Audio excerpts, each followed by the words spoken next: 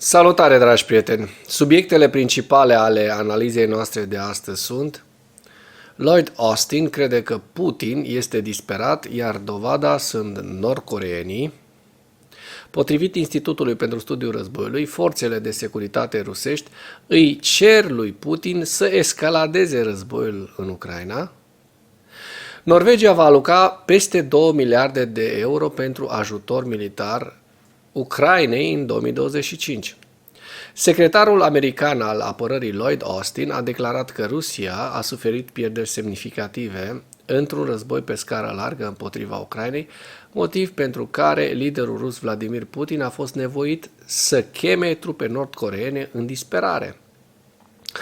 Austin a citat cele mai recente estimări ale SUA, conform cărora Rusia a pierdut peste 700.000 de militari în Ucraina din 2022 încoace. De fapt, știm că deja s-a depășit borna de 800.000. Pierderile includ atât soldați ruși morți, cât și răniți.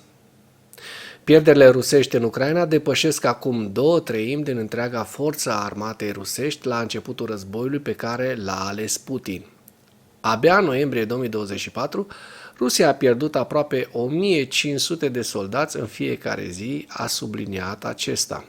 Șeful Pentagonului a adăugat că, din cauza incapacității de a compensa astfel de pierderi, Rusia a fost forțată să recruteze oameni din închisori și să forțeze contractorii să participe la război.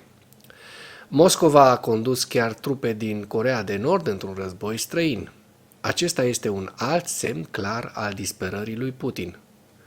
Forțele de securitate ruse de rang înalt și armata rusă sunt în favoarea unei escaladări a ostilităților în Ucraina, respingând posibilitatea unor negocieri.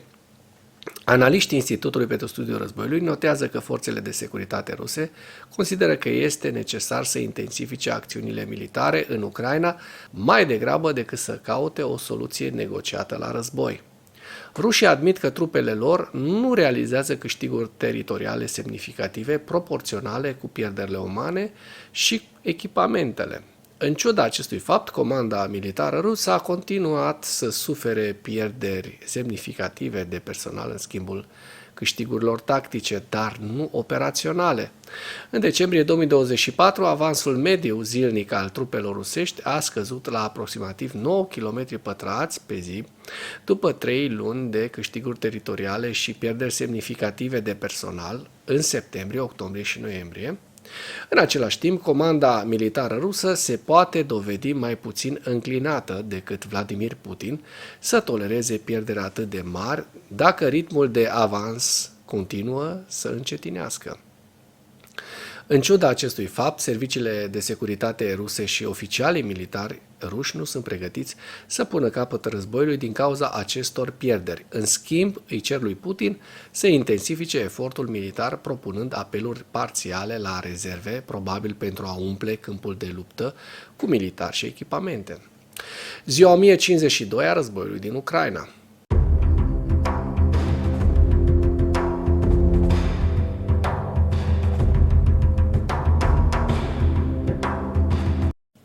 Potrivit statului major al forțelor armate ale Ucrainei, în dimineața zilei de 10 ianuarie 2025, pierderile totale în lupta ale Rusiei de la începutul invaziei neprovocate asupra Ucrainei, trebuie să spunem acest lucru de fiecare dată pentru că este o invazie rusească neprovocată asupra Ucrainei, se ridică la cifra de 804.930 de militari. În ultimele 24 de ore, Rusia a înregistrat pierderi semnificative pe frontul din Ucraina, între care 1830 de militari, 10 tancuri, 32 de vehicule blindate de luptă, 24 de piese de artilerie și 3 mijloace de apărare antiaeriană. Dacă până în acest moment ai găsit informații utile în material, contribuie cu un like și cu o distribuire a acestui videoclip pentru a ajunge la cât mai multă lume. Ministrul apărării Rustem Umerov a declarat că în 2025 Norvegia va trimite Ucrainei cel mai mare ajutor militar din istoria sa. Despre asta a scris pe Facebook după o întâlnire cu ministrul apărării al Norvegiei, Bjorn Arild Gram, relatează Europeiska Pravda, adică adevărul european. Joi 9 ianuarie, Umerov a spus că în 2025 Norvegia va direcționa cel mai mare ajutor militar din istoria sa, peste 2 miliarde de euro în mod specific Ucrainei. El a discutat cu Graham direcțiile prioritare de utilizare a acestui ajutor, iar aceștia au acordat o atenție deosebită problemei consolidării sistemelor de apărare antiaeriană. În plus, Norvegia va continua să investească în complexul industrial de apărare ucrainean și în proiecte comune, în special în producția de muniție, a subliniat el. Umerov a spus că în timpul întâlnirii au discutat despre un nou mecanism de cooperare, modelul norvegian, care va completa modelul danez.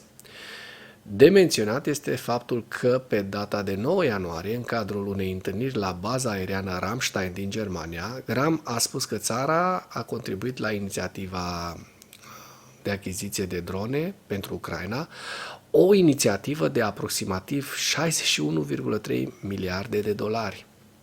În ceea ce urmează, vă prezint un slide cu evoluția de ieri a celor mai importante fronturi din Ucraina și cu principalele știri din presa ucraineană. Hărțile sunt creația Institutului pentru Studiul Războiului.